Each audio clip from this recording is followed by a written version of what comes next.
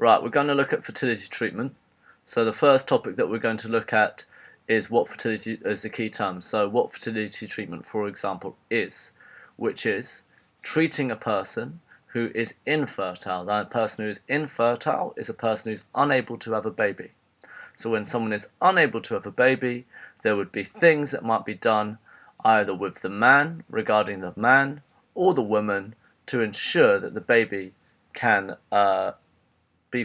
exist, can grow within the mother or grow within a test tube or anything along those lines. So let's look at these examples. The first examples are artificial insemination. There are two types. So artificial insemination is when you artificially, instead of through sex, you artificially inject sperm into the woman's ovaries. So one method is artificial insemination via the husband.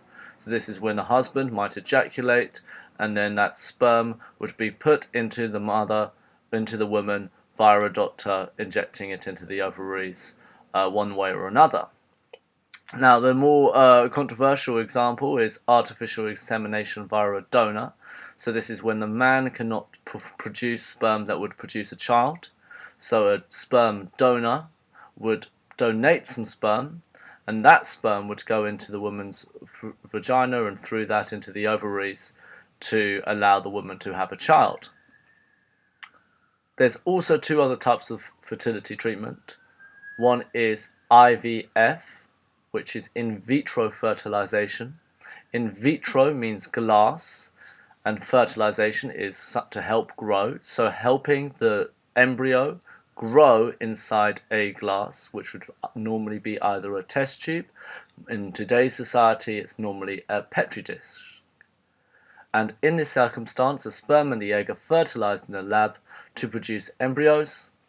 Some embryos are placed in the womb to assist with the pregnancy, whilst others might be frozen or later experimented on or destroyed after 14 days.